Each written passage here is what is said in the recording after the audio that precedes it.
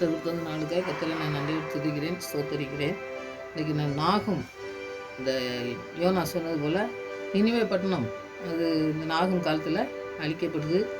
அதுக்கு எச்சரிப்புலாம் கிடையாது, அது அழியப்பட போகுதுங்கிறத பற்றி தான் அவர் சொல்கிறத நீங்கள் பார்க்கலாம். நம்ம வாழ்க்கையில் நிறையா இதெல்லாம் நம்ம படிக்கும்பொழுது தான் எப்படி எச்சரிப்பின் சத்தத்துக்கு கீழ்ப்படியாதனால அழிக்கப்படுதுன்னு பாருங்கள். அந்த மாதிரி தீர்க்க தரிசனத்தை சொல்கிறதுக்கு நல்ல தைரியமாக வந்த ஒரு நாகம். அவரை பற்றி தான் இன்றைக்கி அவர் என்ன செய்தார் அப்படிங்கிறத பற்றி, இந்த நினிவே எப்படி அழிக்கப்பட்டதுங்கிறத பற்றி தான் இந்த இடத்துல நினிவே நாகம் சொல்லியிருக்கிறாரு. அதை நம்ம தியானிப்போம்.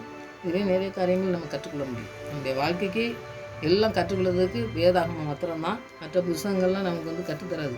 அதனால் இதை நம்ம கற்றுக்கொள்ளும்போது ஆண்டவருக்கு பிரியமான காரியங்களை செய்யாதனால என்ன நடந்தது, செய்யும்போது என்ன நடக்குங்கிறது தான் இங்கே நம்ம தியானிக்கும். அது மூலமாக ஆண்டவர் நிறைய காரியங்கள் நமக்கு கற்றுத்தருவோம். ஜெயிப்போம். நல்ல தகப்பனே நமக்கு நன்றி செலுத்துகிற சுவாமி. நினைவு பட்டணத்துக்கு எச்சரிப்பின் சத்தத்தை யோனா மூலம் கொடுக்கும்பொழுது அவர்கள் எச்சரிப்பின் சத்தத்தை கீழ்ப்படியாத பொழுது ஆண்டவரே நாகும் என்கிற தீர்க்கதரிசியை அனுப்பி அது அழியும் என்று அந்த தீர்க்கதரிசனத்தை சொல்ல ஆண்டவரே அனுப்பினீரே. அதுபோல் எங்களுடைய வாழ்க்கையிலே நாங்கள் சரி செய்ய இருக்கிற காரியங்களை சரி செய்யும் பொழுது ஆண்டவரே நாங்கள் ஆசீர்வாதத்தை பெற்றுக்கொள்வோம். அதுக்கு கீழ்ப்படியாத பொழுது அழிக்கப்படுவோம் என்ற அந்த காரியத்தை நீங்கள் இந்த நாகம் மூலமாக எங்களுக்கு கற்றுத்தந்திருக்கீங்க. ஸ்தோத்திரம் ஐயா. நினிவே பட்டணம் அழிக்கப்பட்டது, அது இருந்த இடமே தெரியாதபடி அழிக்கப்பட்டு போகிறது என்று சொல்லி நாங்கள் வாசிக்கிறோமே. அதுபோல் எங்களுடைய வாழ்க்கையில் இருக்கிற எல்லா குறைகளையும் ஆண்டவரை நாங்கள் நிறைவாக்கத்தக்கதான கிருபையை நீங்கள் தந்து எங்களை வழிநடத்த வேண்டும். நேரான பாதையிலே எச்சரிப்பின் சத்தத்தை கீழ்ப்படுகிற பிள்ளைகளாக நாங்கள் காணப்பட எங்களுக்கு கிருபை தாங்க. இந்த எச்சரிப்பின் சத்தத்தை நாங்கள் படிக்கும் பொழுது எங்களுடைய வாழ்க்கையிலே அநேக காரியங்களை நாங்கள் கற்றுக்கொள்ள எங்களுக்கு ஆவியான உதவி செய்யணுமா ஜெபிக்கிறேன். கர்த்தர் அப்படியே செய்து வளர்த்ததற்காக நன்றி செலுத்துகிறேன். தகப்பனே உங்களுக்கு நன்றி. இதுக்கான மயமெல்லாம் நமக்கு சத்தம் ஏசு ரஜன் நம்ம ஜெபங்கள் நல்லா இருக்கிறாங்க. ஆமென். ஒரு பாடல் பாடி வசனத்துக்கு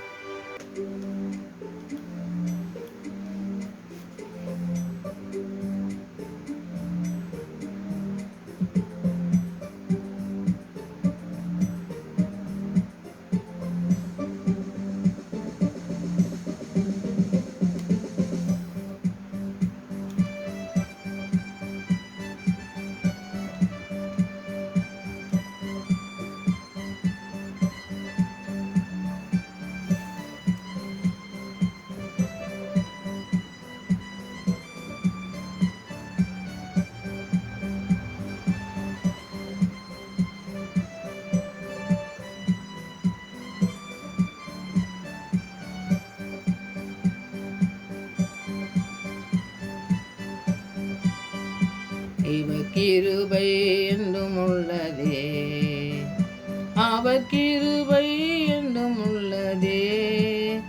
அவரை போற்றி துதித்து பாடி அல்லேலூயா என்றார் பரிபோ. அவரை போற்றி துதித்து பாடி அல்லேலூயா என்றார் பரிபோ.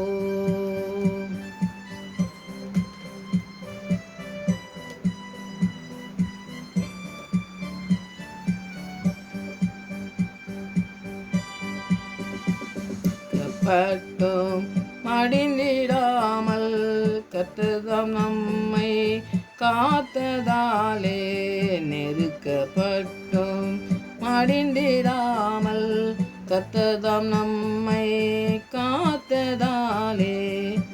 அவர் நல்லவர், அவர் வல்லவர், அவர் கிருபை என்றும் உள்ளதே. அவர் நல்லவர், அவர் வல்லவர், அவர் கிருபை என்றும் உள்ளதே.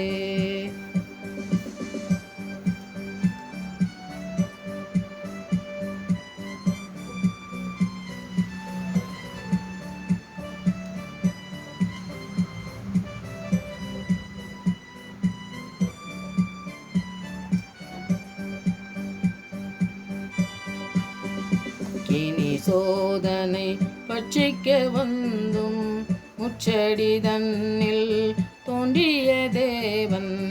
அக்கினி சோதனை பட்சிக்க வந்தும் முச்செடி தன்னில் தோன்றிய தேவன். பாதுகாத்தாரே அவர் நல்லவர், அவர் கிருபை என்றும் உள்ளதே. பாதுகாத்தாரே அவர் நல்லவர், அவர் கிருபை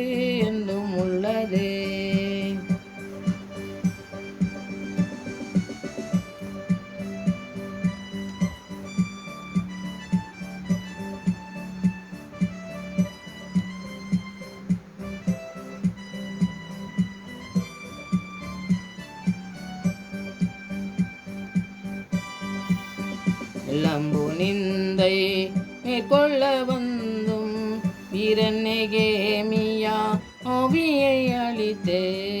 இளம்பு நிந்தை மேற்கொள்ள வந்தும் வீரநெகேமியா ஆவியை அளித்தே. திட நம்பிக்கை தைரியம் ஈண்டாரே அவர் கிருபை என்றும் உள்ளதே. திட நம்பிக்கை தைரியம் ஈந்தாரே அவர் கிருபை என்றும் உள்ளதே.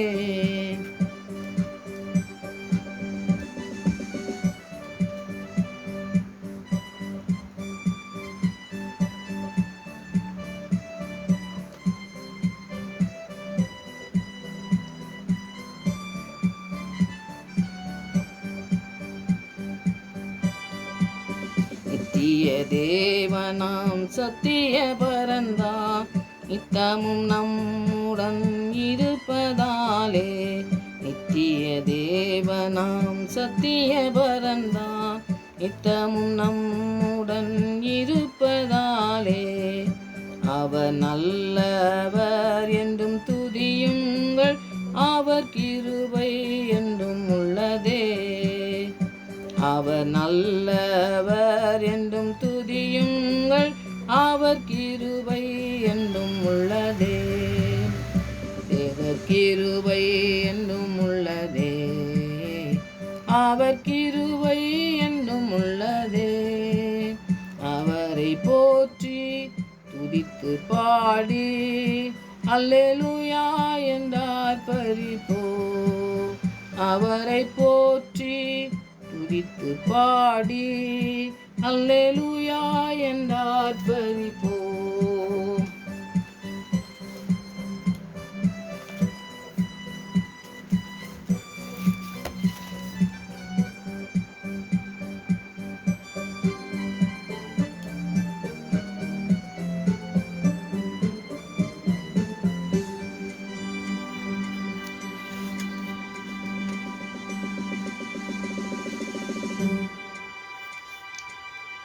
இந்த நாகுமை பற்றி அநேக காரியங்கள் நமக்கு தகப்பனை பற்றியோ மறுபடியும் அவருடைய சரித்திரங்களை பற்றியோ அவங்க வாழ்க்கையில் ஏதோ தெரியாதுனாலும் அவர் இந்த நாகுங்கிற தீர்க்கதரிசி நினிவை அழிக்கப்பட போகுதுங்கிறதுக்கு அவர் எச்சரிப்பின் சத்தத்தை கொடுக்குறது மாத்திரமில்லை, எச்சரிப்பின் சத்தத்தை கொடுத்தா அவங்க கீழ்படி அழிஞ்சு தான் போக போகுதுங்கிறத சொல்கிறாரு. யோனா எச்சரிப்பின் சத்தத்தை கொடுக்கும்போது அவங்க மனம் திருப்பி அவங்க அதே நிலைமைக்கு திரும்பினதை நம்ம பார்க்கோம். திரும்பும் பொழுது ஆண்டவர் இந்த காரியத்தை நிறைவேற்றி நாகும் தீர்க்கதரிசியின் மூலமாக அழிக்கப்படுது. அழிக்க தான் போகிறாரு அப்படின்னு சொல்லி ஒரு தீர்க்கதரிசனமாக சொல்கிறதுக்கு தான் இவர் அழைக்கப்பட்டது.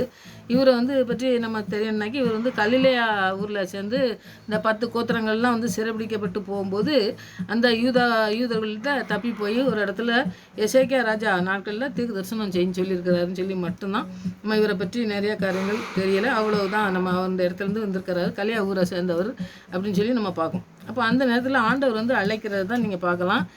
அவருக்கு ஒரு நாகும் தீர்க்க தரிசனம் தான் சொல்கிறார். தீர்க்க தரிசனத்தை கண்டு அவர் சொல்கிற காரியங்களை அவர் சொல்கிறத நீங்கள் பார்க்கலாம். முதலாவது அதிகாரத்தை நீங்கள் ஃபுல்லாக படிங்க. அதில் நீங்கள் படிக்கும்போது அந்த அதிகாரத்தை ஃபுல்லாக நீங்கள் படிங்கன்னு படிக்கும்போது நிறைய காரியங்கள் இந்த தீர்க்க தரிசிகள்லாம் பார்த்தீங்கன்னா சின்ன தீர்க்க தரிசிகள்லாம் ஒரு 3 அதிகாரம் 4 அதிகாரம் அப்படி தான் இருக்குது. இவர் 3 அதிகாரம் தான். நீங்கள் அந்த 3 அதிகாரம் படிச்சிங்கனாக்கி அதனுடைய அழிவை பற்றி எப்படி ஆண்டவர் சொல்லியிருக்கிறாரு அப்படிங்கிறத நீங்கள் ஃபுல்லாக வேதத்தை படிங்க. இந்த விளக்கங்களை நான் சொல்லியிருந்தேன். வேதத்தை படிக்கும்பொழுது உங்களுக்கு அதெல்லாம் நிறைய தெரியும். அதனால் முதலாவது 2வது அதிகாரத்தில் 1லேருந்து 13 வரைக்கும் பார்த்திங்கன்னா அழிவை பற்றி ஆண்டவர் சொல்கிறத இவர் சொல்கிறார். நினிவே வீழ்ச்சி அடைஞ்சு அந்த அசிரியாவில் பிடிக்கப்பட்டு அவங்க அசிரியா இடத்துல பார்த்திங்கனாக்கி அந்த இடத்துல அவர் நீங்கள் ஒரு காரியத்தை நான் சொல்கிறேன். சிங்கம்னே சொல்லுவார். இந்த அசிரியாவை பார்த்து சிங்கம்னே அவர் சொல்கிறத நீங்கள் வேதத்தில் ஃபுல்லாக படிச்சிங்கனாக்கி நிறைய காரியங்கள் வருது. அந்த இடத்துல பார்த்திங்கனாக்கி அந்த ஆராய்ச்சியாளர்கள்லாம் அந்த இடத்துல பார்க்கும்பொழுது சிங்கம் பொறிக்க அந்த அழிஞ்ச பிறகு அவங்கெல்லாம் பார்ப்பாங்க பார்த்திங்களா, எல்லாம் எங்கே என்ன இருக்குதுன்னு சொல்லி அவங்க தேர்ந்தெடுத்து பார்க்கும்பொழுது சிங்கத்தினால் பொறிக்கப்பட்ட அந்த கல்வெட்டுகள்லாம் நிறைய அங்கே காணப்பட்டதுன்னு சொல்லி அந்த ஆராய்ச்சியாளர்கள் சொல்லியிருக்கிறத நீங்கள் பார்க்கலாம். அப்போ வந்து அந்த அழிக்கப்பட்ட அந்த இடத்த வந்து சிங்கம்னு ஏன் சொல்கிறாருன்னா அதுக்காக தான் அந்த அசிரியாவை அப்படி சிங்கம்னு அழைச்சிருக்காரு அப்படின்னு சொல்லி நம்ம அந்த ஒரு குறிப்பை பார்க்கலாம். இப்போது 2வது அதிகாரத்தில் நீங்கள் 6வது வசனத்தை பார்த்தீங்கன்னாக்கி இந்த பாபிலோன் வந்து மேதியா படைகள் முன்பாக போகும்போது இந்த ஒரு வெள்ளம் வருதாமா. அந்த வெள்ளம் வந்ததுனால அவங்க வந்து பார்த்திங்கன்னா நீங்கள் அழிய போகுதுன்னு தானே பார்க்காங்க. அழிய போகிறதுக்கு ஆராய்ச்சியாளரை பார்த்தாங்கன்னு முதல்ல பார்த்தோம்ல, அது மாதிரி இது வந்து ஒரு கோட்டை அவங்க வச்சுருந்தாங்க. அந்த கோட்டையை வந்து சுற்றியும் நம்ம யோனாவில் படிக்கும்போது பார்த்தோம். அந்த கோட்டையை வச்சுட்டு யாருமே தொட முடியாது அப்படிங்கும்போது ஆண்டவர் வந்து அதை எப்படினாலும் அழிக்கிறதுக்கு அவரால் முடியும் அப்படிங்கிறத தெரிஞ்சாலும் கூட அவங்க செய்கிறாங்கன்னு பார்க்கலாம். அப்போ எனக்கு என்ன ஒருத்தரும் தொட முடியாதுன்னு ஒரு கோட்டைகளை கட்டி வச்சுட்டு நிறைய இடத்துல அவங்க தீர்க்கதரிசிலாம் சொல்லுவாங்க பார்த்தீங்களா, அந்த மாதிரி இவன் வந்து அந்த ஒரு கோட்டை இருந்திருக்குன்னு சொல்லி நம்ம பார்க்கோம். அதில் வந்து இந்த கோசேர் நதின்னு சொல்லி ஒரு நதி இருந்திருக்கு. அதில் வந்து ஒரு பெரிய வெள்ளம் வந்து அந்த இடத்துல ஏற்பட்டிருக்குது. அந்த அந்த வெள்ளத்தினால அந்த ஆபத்தினால அந்த இடம் வந்து என்ன செஞ்சதுனாக்கி அழிக்கப்பட்டிருக்கு. அந்த தண்ணி வெள்ளங்கள்லாம் வந்து நிறைய இடம் நம்ம வெள்ளங்களெல்லாம் பற்றி நம்ம சொல்ல முடியல. வெள்ளம் வந்தாலே எல்லாமே அழிக்கப்பட்டு போகுதுல, அந்த மாதிரி அழிக்கப்பட்டிருக்குது. ஏன் அந்த நினிவே பட்டணத்தில் உள்ள அந்த கோட்டை வந்து அழிக்கப்பட்டிருந்தா இந்த முக்கியமானது இந்த வெள்ளத்தினால. அது சுமார் 100 அடியும் உயரமும் 50 அடி அகலமும் கொண்ட அந்த கோட்டையாமாம். அந்த கோட்டை விழுறதுக்கு வந்து காரணமாக இருந்தது இந்த தண்ணி பட்டதுனால அது வந்து விழுந்துருச்சுன்னு சொல்லி பார்க்கும்போது, ஒரு கோட்டை நம்ம சொல்கிற மாதிரி அணைக்கட்டுலாம் கட்டியிருப்பாங்க. அது தண்ணி அது வந்து எடுத்து வைக்கிறதுக்காண்டி அதை செஞ்சுருப்பாங்க. அந்த தண்ணி வந்து அந்த ரொம்ப ஊறி பார்த்தீங்கன்னாக்கே அந்த இடம் கீழே வந்து இது வந்து அந்த அஸ்திபாரம் போட்டது சரியா இல்லைன்னா அது அரிச்சு அது அப்படியே கீழே சாஞ்சிடும் பார்த்தீங்களா. அந்த மாதிரி இது வந்து வெள்ளம் நிறையா வந்து முங்கி தண்ணிக்குள்ளே நின்ன உடனே அது சாஞ்சதுனால இவங்களுக்கு வந்து ஒரு பாதுகாப்பு இல்லாதபடி இருக்குது. இப்போ தண்ணி இந்த அணைக்கட்டில் ஏதாவது உடஞ்சிச்சினாக்கி உடனே உடஞ்சிச்சு அது பூரா வெளியேறுது, நீங்கள் கிராமத்தில் ஓரத்தில் இருக்கவங்களாம் போங்கன்னு சொல்கிறாங்களா. ஏன்னா அது வந்து அழிக்கக்கூடியது. அழித்து எல்லாவற்றையும் இருந்தால் தண்ணி வந்து ஒரு தேக்கி வச்சுருக்கோம். அந்த தேக்க நிலையை வந்து நம்ம உடஞ்சி போகும் பொழுது அது எங்கேனாலும் போய் எதுனாலும் அழிக்கும். அப்படி இந்த கோட்டையை அழித்து அந்த தண்ணி நின்று அழிஞ்சு போச்சுன்னு சொல்லி பார்க்கும். அதனால இந்த நதியினால் அந்த நிகழ்ந்ததுனால அது அழிஞ்சதுனால இவங்களுக்கு வந்து பார்த்திங்கனாக்கி இந்த எதிரி படைகள்லாம் வர்றதுக்கு ஒரு நம்ம செவுரு இல்லைன்னு வைங்க. நம்ம சாதாரணமாக பார்த்தோம்னா நம்ம வீட்டில் ஒரு காம்பவுண்ட் செவரு கட்டுறாங்க பார்த்தீங்களா, எதுக்கு? பாதுகாப்புக்கு. ஒரு கதவை 2 கதவை போட்டுட்டு அந்த கதவை திறந்தால் தான் உள்ளே வரணும் அப்படிங்கிற ஒரு ஆட்களாக இருக்கலாம், மற்ற ஏதோ விலங்குகள் அந்த மாதிரிலாம் வந்துடும் சொல்லி ஒரு பாதுகாப்புக்காக தான் காம்பவுண்ட் செவருன்னு கட்டுறோம். அந்த காம்பவுண்ட் செவரு இல்லைன்னா என்ன செய்யும்? எல்லாமே வரும், எல்லா ஆட்களும் வருவாங்க, எல்லா மாடு எது வெளியே ரோட்டில் போகிறது எல்லாமே வந்து என்ன செய்யணும், உள்ளே வந்துடுறதுக்கு வாய்ப்புகள் இருக்குது பார்த்தீங்களா. அது மாதிரி இந்த இடத்துலையும் பார்த்திங்கன்னா அந்த கோட்டை விழுந்த உடனே அது சுமார் இந்த கிமு 612 அந்த ஆகஸ்ட் மாதம்னு சொல்லி அந்த மாதத்தை கூட நல்லா குறித்து வச்சுருக்காங்கன்னு பார்க்கலாம். அப்போ எதிரி படைகள்லாம் உள்ளே வர்றதுக்கு அந்த ரொம்ப ஈஸியாகி போச்சு. அவங்க வந்து நான் தான் பெரிய கட்டடம் கோட்டை கட்டி வச்சுருக்கேன்னு சொல்லி இருந்தது பார்த்தீங்கன்னா இடிஞ்சு விழுந்ததுனால அது அப்படி ஆகிட்டு. அதனால் நம்ம வாழ்க்கையில் இதில் என்ன கற்றுத்தராருன்னா, நீ எப்படி பெரிய கோட்டையை கட்டினாலும் சரி, எத்தனை லட்சம் நீ சம்பாதிச்சாலும் சரி, அதை வந்து என்ன செய்ய முடியாது, ஆண்டவருடைய திட்டத்துக்கு மாறாக நீ எதுவும் வாழ்க்கையில் நடத்த முடியாது அப்படிங்கிறத இந்த நாகும் சொல்கிறத நீங்கள் பார்க்கலாம். அப்போது நம்முடைய நிறைய ஊழியக்காரங்கள்லாம் பார்த்தீங்கன்னாக்கி நிறைய ஊழியம் பண்ணுற கொஞ்சம் சின்ன வயசில் உள்ளவங்கெல்லாம் சாட்சி சொல்லும் பொழுது பார்த்தீங்கன்னாக்கி நான் நிறைய படித்தேன், நான் அந்த மாதிரி டாக்டர் ஆனேன், நான் இல்லாட்டா நான் ஒரு இன்ஜினியர் ஆனேன், நல்லா பெரிய படிப்பு படித்து நான் அந்த மாதிரி நிறைய செய்யணும்னு சொல்லி நான் பார்த்தேன், ஆனால் ஆண்டவர் என்னை வந்து அழைச்சாரு, அதனால நான் வந்துட்டேன் அப்படின்னு சொல்கிறத நீங்கள் பார்க்கலாம். நிறைய டாக்டருக்கு படித்தவங்க, நிறையா இன்ஜினியரிங் படித்தவங்க, நிறைய பெரிய பெரிய பிஹெச்டிலாம் படித்தவங்க எல்லாருமே வந்து பார்த்திங்கன்னா ஆண்டோடைய அழைப்பை பெற்றுக்கொண்டு வந்ததெல்லாம் நீங்கள் பார்க்கலாம். அப்போது அவங்களுடைய வாழ்க்கையில் என்ன அழைப்பு இருக்கிறவங்க தெரிஞ்சுக்கிட்டு வர்றாங்க. அதில் வந்து அவங்க மேன்மை பாராட்டி அவங்க இடத்துக்கு போனாலும் கூட அந்த இடத்துல அவங்க ஆசீர்வாதத்தை சுதந்திரிக்கவே முடியாதுங்கிறத நீங்கள் நம்ம வாழ்க்கையில் பார்க்கும். அந்த மாதிரி தான் இங்கேயும் பார்த்திங்கன்னாக்கி அவர் சொன்னது பார்த்திங்கனாக்கி அந்த இடத்துல நீங்கள் உள்ளே நுழைஞ்சி அவங்கள வந்து அழிக்கக்கூடிய காரியங்கள் ரொம்ப ஈஸியாக இதுன்னு பார்க்கணும். எப்படின்னாலும் ஆண்டவர் சொன்ன வேதாகம பார்வையில் நம்ம பார்க்கும்போது நியாய தீர்ப்பு வருது அப்படின்னு சொல்லி திட்டமாக சொல்லிட்டாருனாக்கி அது அப்படியே நடக்கும். அது முன்னறிவித்து அந்த எதிர்ப்புகளெல்லாம் பார்த்து அவங்க வந்து இப்போ நம்முடைய வாழ்க்கையில் பார்க்க பார்த்தீங்களா, இந்த மாதிரி தீர்க்கதரிசனம் சொன்னாலும் முன்னறிவித்தாலும் அவங்க வந்து அதை சரியான முறையில் கையாடலை, அவங்க அழிக்கப்பட்டு போனாங்க. அப்போ நம்முடைய வாழ்க்கையிலையும் பார்த்திங்கன்னா நிறைய அப்படி சோர்வு வந்து எதிரிகளால் நம்மளுக்கு வந்து பெரிய சோதனை வருது, நமக்கு என்ன செய்யன்னு தெரியாமல் நம்ம சோர்ந்து போய் இருக்கோம்னாக்கி நமக்கு ஒரு ஆறுதல் அளிக்கக்கூடிய ஒரு செய்தி தான் ஆண்டவர் வந்து செய்கிறாரு. ஆண்டவர் அனுமதி இல்லாமல் எந்த இடத்துலையும் நம்மளை தொடவோ அந்த இடத்துல நம்மளை நம்மளை வந்து ஏதோ நம்மளை கவுக்கிறதுக்கோ நம்முடைய வாழ்க்கையில் ஏதோ தீமை செய்கிறதுக்கோ முடியாது அப்படிங்கிறத இந்த இடத்துல பார்ப்போம். ஆண்டவர் வச்சுருக்க திட்டம் தான் இந்த நினிவேக்கு நடக்குது. ஆண்டவர் வச்சுருக்க திட்டம், ஆண்டவர் அழைப்பில் அவங்க சரியாக இல்லாதனால அவங்க அழிக்கப்பட்டாங்கங்கிறத நம்ம இந்த இடத்துல பார்க்கோம். அப்போ ஆண்டவர் நம்மோட இருந்தாருனாக்கி எப்படி இருப்பார்? அவங்க பூரா சிங்கம் சிங்கம்னு சொல்லி அவரை கூப்பிடுதோன்னே நம்ம சிங்கம், நம்மளை பார்த்தா எல்லோரும் பயந்து ஓடிடுவாங்க அப்படின்னு சொல்லி ஒரு பெருமை இருந்தது. ஆனால் நம்ம கூட இருக்கிறவர் யூதா ராஜசிங்கம். அப்போ நம்ம யூதா ராஜசிங்கம் இருக்கும் பொழுது நமக்கு வந்து பயம் என்ன இருக்கக்கூடாது. ஆண்டவர் நம்மளோட கூட இருக்கிறாரு. நம்மளை வந்து தொடர்னாக்கி ஆண்டவர் அனுமதி இல்லாமல் நம்மளை தொட முடியாதுங்க ஒரு விசுவாசத்தை வந்து இந்த இடத்துல நம்ம படிக்கலாம். அப்போ வந்து இது நினிவே வந்து கிறிஸ்துவுக்கு முன்னாடி 612 நினிவே நொறுக்கப்பட்டு முற்றிலுமாக அழிக்கப்பட்டதுன்னு இந்த நாகம் 3:8-19 வரைக்கும் நீங்கள் படிச்சிங்கன்னா அந்த விளக்கங்கள்லாம் நீங்கள் நிறைய அந்த பைபிளை படிங்க, வசனத்தை படிச்சிங்கன்னாக்கி அந்த விளக்கங்களை சொல்லும்போது உங்களுக்கு புரியும். இதில் வந்து ஒரு 8 காரியத்தை ஆண்டவர் வந்து செஞ்சாருன்னு சொல்லி பார்க்கலாம். முதல்ல வந்து வாசல்கள்லாம் திறவுண்டுது. அந்த வாசல்கள்லாம் திறவுண்டு அது அழிக்கப்படுறதுக்கு முன்னாடி அப்புறம் அக்கினி வந்து பட்சித்து போட்டுது. பெரும் கூட்டமாக இந்த வெட்டுக்கிளிகள் போன்ற படைகள்லாம் அவங்க வந்து என்ன செஞ்சாங்க, தோற்கடிக்கப்பட்டு ஓடுறாங்கன்னு சொல்லி பார்க்கும். அப்போது வர்த்தகர்கள் ஓடினாங்க. அவங்க வந்து எதுலேயுமே நிற்க முடியாதபடி ஒரு சூழ்நிலையில் ஓடுறாங்க. அப்புறம் நிறைய அந்த படை வீரர்கள்லாம் வருவாங்க பார்த்திங்களா, படையில் வீரர்கள் இருப்பாங்களா, அவங்கெல்லாம் வந்து தோற்கடிக்கப்பட்டு ஓடுறாங்கன்னு சொல்லி பார்க்கும். மேய்ப்பர்கள் உறங்கினாங்க. மேய்ப்பர்கள் எப்பவுமே உறங்குறது தானே, அவங்க வந்து அந்த வேலையை பார்த்துருக்காங்க. ஜனங்கள்லாம் வந்து கூட்டமாக சேர்ந்து ஒரு மாட்டுக்கதை சின்ன பிள்ளையில சொல்லுவாங்க. 4 மாடு வந்து தனித்தனியாக மேயும்போது சிங்கம் வந்து கடிக்கிறதுக்கு மொத்தமாக மேயும்போது செய்ய முடியாது. அது ஒன்றுக்கும் கோல் மூட்டி தனித்தனியாக போங்கன்னு சொல்லும்போது தனித்தனியாக போனோன்னு அது ஒன்றை வந்து கடிக்கிறதுக்கு போகும். அப்போ தான் 3 பேரும் யோசனை பண்ணுவோம், இப்படி தனித்தனியாக போனால் இது கடிச்சு விடும், நம்ம ஒற்றுமையாக இருக்கணுங்கிறத அந்த ஒற்றுமையை பற்றி சொல்லும்போது நம்ம சின்ன பிள்ளையில படித்த கதை. அந்த மாதிரி ஒற்றுமையாக இருக்கணுங்கிறதுல அந்த மக்கள் வந்து இல்லவே இல்லை, அவங்க பூரா செதறி போயிட்டாங்கன்னு சொல்லி பார்க்கும். இப்போ ஒரு பரிகாரமும் இல்லை. இப்போ எதுவுமே வந்து நமக்கு யாருமே துணை இல்லை, என்ன செய்யணுங்கிறது ஒன்றுமே தெரியாதனால இது அப்படியே நினைவாக முற்றுமாக அழிக்கப்பட்டதுன்னு சொல்லி நம்ம பார்க்கோம். இவங்க வந்து ஆராய்ச்சியாளர்கள்லாம் வந்து கிறிஸ்துவுக்கு முன்னாடி 1845 அவங்க வந்து தோண்டி பார்த்ததில் இந்த மாதிரி ஒரு பட்டணம் இருந்ததாகவே தெரியவே இல்லை. இது முற்றுமாக வந்து மறைஞ்சி ஒன்றுமே இல்லாமல், அதாவது ஒரு சில இதெல்லாம் பார்த்திங்கன்னாக்கி ஏதாவது இருந்ததுக்கு ஒரு குறிப்புகள் இருக்கும். ஆண்டவர் சொன்னால் முற்றிலும் அழிக்கப்படும் சொல்லிட்டாரு, திரும்ப கட்டப்படாது அப்படிங்கிறத நினிவேவை பற்றி ஆண்டவர் நாகம் மூலமாக சொல்வார். அப்படிங்கும்போது நீங்கள் முற்றிலுமாக அழிக்கப்பட்டுரும், அது திருப்பி வந்து கட்டப்படாதுங்கும்போது முற்றிலுமாக இல்லாதபடி எதுவுமே இல்லை, இருந்த ஒரு அடையாளமாக இருக்குமான்னு தேடி பார்த்தாங்கன்னா ஒன்றுமே இல்லாத மாதிரி இருந்தது. அதனால் சொந்த பலம், நம்முடைய பலத்தினால நம்முடைய கோட்டை இருக்குது, நமக்கு படிப்பு இருக்குது, நமக்கு எல்லாம் இருக்குது, நாம் எல்லாத்துலேயும் பெருமையாக வந்துடலாம் அப்படின்னு சொல்லி நம்ம பெருமைப்பட்டோம்னாக்கி ஆண்டவர் வச்சுருக்க திட்டத்துக்கு எதுவுமே மாறா நம்மளால் வாழ்க்கையில் ஓடி ஜெயிக்கவே முடியாது அப்படிங்கிறத நம்ம இந்த இடத்துல தியானிக்கலாம்.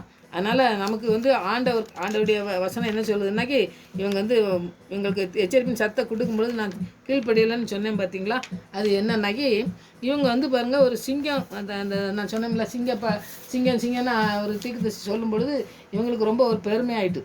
ஆனால் ஒரு சிங்கம் எப்படி இருக்குன்னு சொல்லி நீங்கள் பாருங்கள். ஒரு சிங்கம் உணவுக்காக ஒரு மிருகத்தை கொல்றது நமக்கு சாதாரணமாக தெரியும்.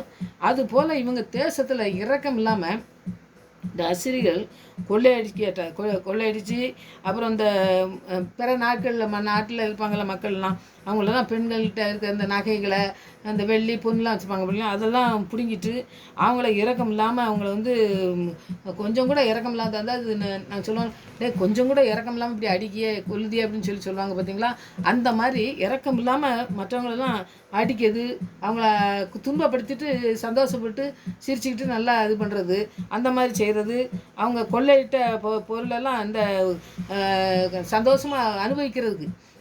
நான் ஒரு சந்தைக்கு ஒரு கடைக்கு போகும்போது பார்த்திங்கன்னா ஒரு பையன் தாயை, அதாவது அந்த பிள்ளைங்கள்லாம் வெள்ளைப்பூடு அந்த மாதிரி விற்றுக்கிட்டு இருப்பாங்க. நாங்கள் வெளியே வரும்போது பார்த்தோம்னா அவன் போட்டு அடின்னு அடிக்கான் அந்த வயசான அம்மாவை. அவங்க கீழே விழுந்தோன்னே எனக்கு ஐயோ பாவன்ட்டு தூக்க போனால் அவன் வந்து நல்லா தண்ணி போட்டுட்டு அடிக்கான். அந்த பொண்ணு நிற்கா, அவளை அடிக்க போகிறோம்னாக்கி அவள் பிடிக்க போனால் அவளையும் அடிக்க போகிறான். இப்போ யார் அப்படின்னு கேட்டேன். நான் ஏதோ அவங்க குடும்ப விஷயம் இருக்குன்னு நினச்சிட்டு இருந்தா, கடைசியில் அதனால அடிச்சுக்கிட்டு இருக்கும்போது நான் போய் கேட்டேன். அவன் டெய்லி வந்து இந்த அம்மாவை அப்படியே அடிப்பான் அவங்க அம்மாங்க அப்படின்னு சொல்லி ஒரு பக்கத்தில் உள்ள அம்மா சொல்லிச்சு. அந்த பிள்ளைகிட்ட நான் சத்தம் போட்டேன். தாயை வந்து அடிக்கும்போது என்ன நீ பேசாமல் நிற்கன்னா என்னையும் அடிப்பான், என்னையும் பிடிச்சி தள்ளி விட்டுருவாங்கம்மா, என் பிள்ளையெல்லாம் சின்ன பிள்ளைலாம் இருக்குது, நான் செத்து விட்டோம்னா என்ன பண்ண அப்படின்னு அது அழுதுச்சு. இப்போ யாருக்கு என்ன சொல்கிறதுங்கிறதே தெரியாது. அந்த அம்மா திருப்பி வர காணல. அப்புறம் பார்த்தீங்கன்னாக்கி அவன் வந்து பார்த்தீங்கன்னாக்கி கல்யாணம் பண்ணியிருக்கான். அவன் பொண்டாட்டி காசு வாங்கிட்டு வா, வெள்ளைப்பூடு வச்சுருக்க காசெல்லாம் வாங்கிட்டு வா, நமக்கு செலவுக்கு வேணும்னு சொல்லி கேட்டான்னு பிடுங்க வரும். அந்த அம்மா கொடுக்க மாட்டேன்னு சொன்னோன்னே அந்த அம்மாவை போட்டு அப்படி அடிக்கான். இறக்கமே இல்லாமல் நான் அந்த கண்ணால் பார்த்ததுனால உங்களுக்கு நான் சொல்கிறேன். ஏன்னா நீங்களும் நிறைய பார்த்துருக்கலாம். அப்படியே மிதிக்கான். மிதிச்சுட்டு அப்படியே தலையை போட்டு இந்த ஒரு கீழே அந்த போலீஸ் வைக்கிறதுக்கு இந்த இதெல்லாம் ஸ்டாண்ட் மாதிரி வச்சுருப்பாங்க பார்த்தீங்கன்னா, அது இருக்குது. அதில் மண்டை இது படிச்சுன்னா என்ன ஆகும் பாவம். அதே வெள்ளைப்பூடை விற்று சாப்பிட்டுட்டு இருக்கிற நேரத்தில் போய் இது போய் ஆஸ்பத்திரியில் போய் எதாவது பார்க்கறதுக்கு அதுக்கு முடியுமா? ஆனால் அந்த மாதிரி இறக்கம் இல்லாமல் அப்படி போட்டு பெற்ற தாயை வந்து அப்படியே அடித்தான் பார்த்துருங்க. அடித்ததை பார்த்தேன் நான். அவன்கிட்ட பேசினா நம்ம பேசினா அவனுக்கு புரியவும் புரியாது. ஆண்டுகிட்ட ஜெபம் பண்ணிட்டு அப்படியே வந்துட்டேன். நம்ம இப்படிலாம் நிறைய காரியங்கள் நம்ம பார்க்க பார்த்தீங்கன்னா அந்த மாதிரி இறக்கம் இல்லாமல் நிறையா இருதயத்தில் இறக்கமே இல்லாதபடி அப்படியே இந்த கல் மாதிரி இருந்து நிறைய பேரை துன்பப்படுத்துகிறவங்கள நம்ம நிறையா பார்க்கோம். அந்த மாதிரி துன்பப்படுத்தின காரியங்களை இவங்க செஞ்சதுனால்தான் ஆண்டவர் அழிக்கார். நம்முடைய வாழ்க்கையில் இந்த அடுத்தவங்களை துன்பப்படுத்துறதோ, அடுத்தவங்க கஷ்டப்படும் போது நம்ம சந்தோஷப்படுறதோ நம்ம வாழ்க்கையில் இருக்கவே கூடாது. இந்த நினிவே அழிக்கப்பட்டதுக்கு காரணமே என்னென்னா, மற்றவங்களை வந்து துன்பப்படுத்தி அதில் சந்தோஷப்பட்டு நம்ம தான் சிங்கம் மாதிரி இருக்கோம், நம்ம தான் எல்லாத்துக்கும் பெருசாக இருக்கமே, கோட்டை இருக்குது எல்லாம் இருக்குது அப்படின்னு சொல்லி அவன் பெருமையாக இருந்ததுனால அந்த பெருமையை ஆண்டவர் என்ன செஞ்சார், அழிச்சு போட்டார். அந்த மாதிரி வாழ்க்கையில் நம்ம வாழ்க்கையில் இருக்கக்கூடாதுங்கிறது தான் இந்த தீர்க்கதரிசி. ஆனால் யோனா வந்து சொல்லும் பொழுது அவங்க வந்து மனம் திரும்பின மாதிரி இருந்தாலும் இங்கே வந்து அவங்க மனம் திரும்பலை. அவங்க வாழ்க்கையில் அவங்க இருதயத்தில் இருந்தது புறமே வந்து என்னென்னா வேண்டாத காரியங்கள் தான் இருந்து உள்ளுக்குள்ளார அது அந்த நேரத்துக்கு செய்கிறாங்க. நம்ம மனுஷன் செய்கிறான் பார்த்தீங்களா, அந்த நேரத்துக்கு ஒரு இதுக்கு நல்லா நான் திருந்திட்டேன்னு சொல்லுவான். அப்புறம் பார்த்தா அப்புறம் பழையபடி அவனும் அதே மாதிரி செய்வான். அதை வந்து நம்ம ஒன்றுமே செய்ய முடியாதபடி நம்ம சூழ்நிலை இருக்கும்பொழுது நம்ம அழுதுட்டு தான் இருப்போம், வேறு எதுவுமே செய்ய முடியாது பார்த்தீங்களா. அந்த மாதிரி இவங்க செஞ்சதுனால ஆண்டவர் வந்து நியாயத்திருப்பார். அதனால் நம்முடைய வாழ்க்கையில் ஏதாவது இப்படி காரியங்கள் நடந்ததுனாக்கி ஆண்டவர் நியாயம் தீர்க்கிறவர் நம்மளோட கூட இருக்கிறார், நியாயம் தீர்ப்பார். அவங்கள நம்மளை முற்றிலுமாய் அழிக்கிறதுக்கு அவரால் முடியுங்கிறத விசுவாசத்தோடு நம்ம வந்து இன்றைக்கி வந்து நம்ம ஜெபிக்கணும். இந்த வசனத்தை இப்படி தியானிக்கும் போதே நம்ம சோர்ந்து போயிருந்தோம்னாக்கி, பிசாசு ஏதாவது செஞ்சு நம்மளை சோர்வுக்குள்ளே கொண்டு வந்தோம்னாக்கி அந்த சோர்வை நம்ம அகற்றுறதுக்கு நம்ம ஆண்டவரால் முடியும். நாம் உண்மையாக இருக்கணும். ஆண்டவருக்கு உண்மை உள்ள பிள்ளைகளாக மற்றவங்களுக்கு ஆண்டவர் தீங்கு செய்யாதபடி நம்ம பாதுகாத்துக்கொள்ள ஆண்டவருடைய வசனம் நமக்கு போதுமானதாக இருக்கிறதுனால அந்த வசனத்தை தியானிக்கணும். இந்த 3:19 நீங்கள் படித்து பார்த்தீங்கன்னா அதில் விளக்கம், நினிவே அழிக்கப்படும், ஒரு நாளும் மீண்டும் கட்டப்படாது அப்படின்னு சொல்லி அவர் தீர்க்க தரிசனம் சொன்னது அப்படியே நடக்குதுன்னு பார்க்கலாம். இந்த அழிக்கப்பட்ட பிறகு அந்த இடம் வந்து பார்த்திங்கனாக்கி அந்தகாரமாக இருந்துச்சாமா. அந்தகாரமாக இருந்து அந்த இடத்துல பார்த்திங்கனாக்கி மிருகங்களும் பறவைகளும் இந்த வனாந்தரத்தில் தங்கும் பார்த்திங்களா, அந்த மாதிரி ஒரு இடமா தான் மாறி இருக்க வெளியே அது ஒரு பட்டணம் இருந்த மாதிரி இல்லாதபடி அழிக்கப்பட்டு போகுது. அப்போ தீர்க்கதரிசி சொன்ன வார்த்தைகள், ஆண்டவர் அனுப்பின தரிசனத்தின் மூலமாக சொன்ன வார்த்தைகள் நிறைவேறுது. நம்முடைய வாழ்க்கையில் நம்ம எப்படி இருக்கோம்னு சொல்லி நம்ம பார்ப்போம். நம்ம ஆண்டவருக்கு பிரியமான காரியங்களை செய்யும்பொழுது நமக்கு தீங்கு வரும்பொழுது ஆண்டவர் நமக்காக யுத்தம் செய்கிறவராக இருக்கார். அவர் நமக்காக பரிந்து பேசி நமக்கு விடுதலை தரக்கூடிய ஒரு நல்ல தகப்பன். அதனால் யூத ராஜசிங்கம் நம்மளோட கூட இருக்கிறாருங்கிறதுனால நம்ம தைரியமாக ஆண்டவருடைய வசனத்தை தியானிக்கும் பொழுதே அதில் நம்ம எந்த குறைகள் இருந்தாலும் அந்த குறைகளை நிறைவாக்கி, ஆண்டவரே இந்த குறைகள் எங்களுடைய வாழ்க்கையில் இருக்கக்கூடாது, உங்கள் நிறைவை பெற்றுக்கொள்கிறத்தக்கதான கிருபையை எங்களுக்கு தந்து எங்களை வழிநடத்துங்கன்னு சொல்லி நம்ம ஒவ்வொரு நாளும் ஜெபிப்போம். ஆண்டவர் பெரிய காரியங்களை செய்வார்.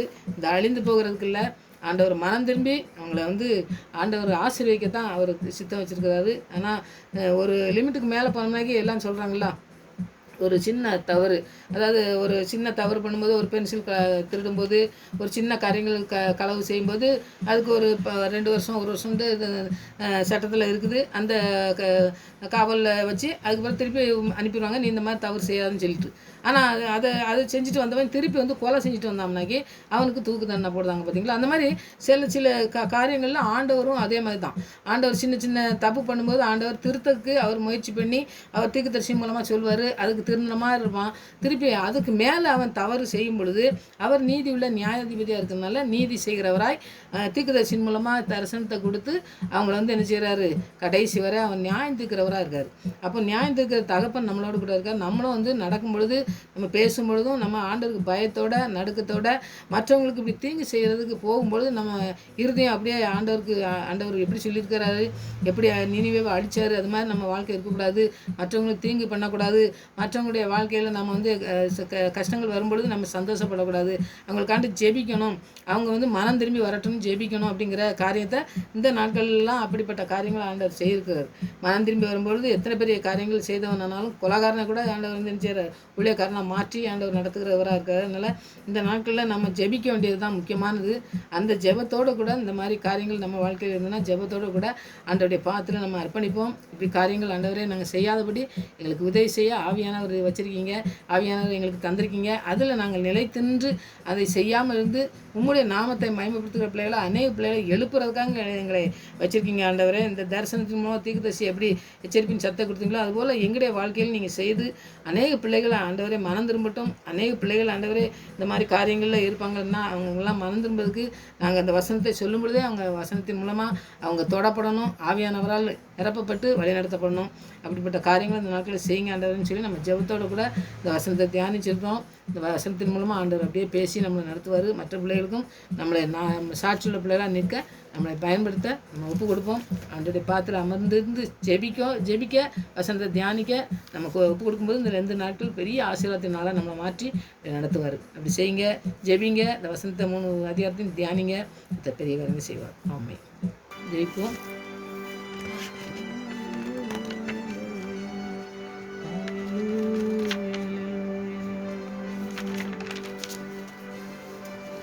இயேசு கிறிஸ்து மாறாதவரே,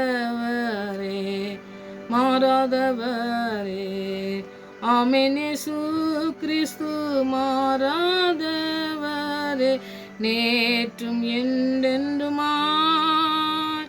ஹல்லேலூயா, ஹல்லேலூயா, ஹல்லேலூயா, ஹல்லேலூயா, ஹல்லேலூயா, ஹல்லேலூயா, ஹல்லேலூயா.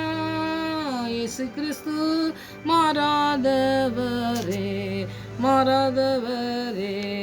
ஆமென். இயேசு கிறிஸ்து மாறாதவரே, நித்தியமாய். சுவாமி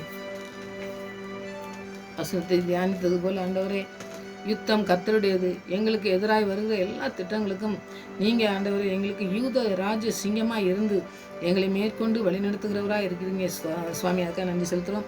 நீவே ஆண்டவரை அளிக்கப்பட்டதே உங்களுடைய திட்டத்துக்கு, உங்களுடைய ஆண்டவரே சித்தத்துக்கு. ஆண்டவரே நீங்கள் சொன்ன எச்சரிப்புக்கு கீழ்ப்படியாத போது ஆண்டவரே மற்றவர்களை துன்பப்படுத்தும் போது ஆண்டவரே மற்றவர்கள் துன்பப்படும் பொழுது சந்தோஷப்பட்ட பொழுது ஆண்டவரே நீங்கள் நியாயம் தீர்க்கிறவராய் அந்த பட்டணத்தை நியாயம் தீர்த்து அளித்தீரே சுவாமி. அப்படி எங்களுடைய வாழ்க்கையில் இருக்குமானால் அதை ஆண்டவரை அகற்றி உமக்கு பிரியமான காரியங்களை செய்ய எங்களுக்கு கிருபை செய்யுங்க. மற்றவர்களுக்காக ஜெபிக்கிற பிள்ளைகளாக நாங்கள் இருக்கணும் ஆண்டவரே. மற்றவர்கள் துன்பப்படும் பொழுது நாங்கள் சந்தோஷப்படாதபடி அந்த ஆண்டவரே ஸ்தோத்திரம் ஐயா, உமக்கு பிரியமில்லாத காரியங்கள் எங்களுடைய இதயத்தில் இல்லாதபடி ஆண்டவரே உங்களுடைய சித்தத்துக்கு நாங்கள் அர்ப்பணித்து ஜெபிக்கவும் கிருபை செய்யுங்க தகப்பனே. நீங்கள் எங்களுக்காக யுத்தம் செய்கிறவராக இருக்கீங்க. நீங்கள் சும்மா இருப்பீங்கன்னு சொன்னீங்களே, அதுபோல் தகப்பனே எங்களுக்காக வருகிற எல்லா யுத்தங்களுக்கும் எங்களுக்கு எதிராக வருகிற சத்துருவின் எல்லா திட்டங்களுக்கும் எங்களை பாதுகாத்து வழிநடத்துகிற ஒரு நல்ல தகப்பன் எங்களுக்கு உண்டென்று இந்த நாட்களிலே அபிஷேகத்தினால் நிறைத்து எங்களை நடத்தி வருகிறீர்கள். அக்கா நன்றி செலுத்துகிறப்பா. அப்படிப்பட்ட ஆவியானவர் எங்களுக்கு உணர்த்தி வழிநடத்த வேண்டுமா ஜெபிக்கிறையா. எத்தனை பெரிய காரியங்களை ஆண்டவரே எங்களை தோற்கடிக்க பார்த்தாலும் தேவன் எங்களோடு கூட இருந்து எல்லாவற்றையும் நேர்த்தியாய் செய்து முடிக்கிறவராய் எங்களோடு கூட இருந்து எங்களை ஆண்டவரை வழிநடத்துகிறவராய் இருக்கிறீர் என்பதை நாங்கள் நினைத்து ஆண்டவரை சோர்ந்து விழுந்து விடாதபடி ஆண்டவரே சோதனையிலே ஜெயிக்கிற மனுஷன் பாக்கியவான்னு சொன்னீங்களே ஆண்டவரே. சோதனையை சகிக்க எங்களுக்கு சோதனை மத்தியிலே ஆண்டவரே நாங்கள் ஜெயிக்க எங்களுக்கு கிருபை தருகிற ஒரு நல்ல தகப்பன் உண்டு. ஏனென்றால் எல்லாவற்றையும் ஜெயித்த தேவன் எங்களுக்கு முன்னின்று எங்களை நடத்துகிற தேவனாக இருக்கிறபடியா உண்மையே உம்முடைய பாத்திலே நாங்கள் அமர்ந்திருக்க, உம்முடைய பாத்திலே அமர்ந்திருந்து உம்முடைய வசனத்துக்கு கீழ்ப்படிந்து நடக்க ஆண்டவரே நாங்கள் ஒப்பு கொடுக்குறோம். ஆண்டவரே எங்களை நடத்தி செல்லணுமா ஜெபிக்கிறோம். கொடுக்குற ஒவ்வொரு பிள்ளையுடைய வாழ்க்கையிலும் நீங்கள் ஆண்டவரே அழிந்து போகாதபடி பிள்ளைகளை ஆண்டவரே உயர்த்தி வழிநடத்துங்க சுவாமி.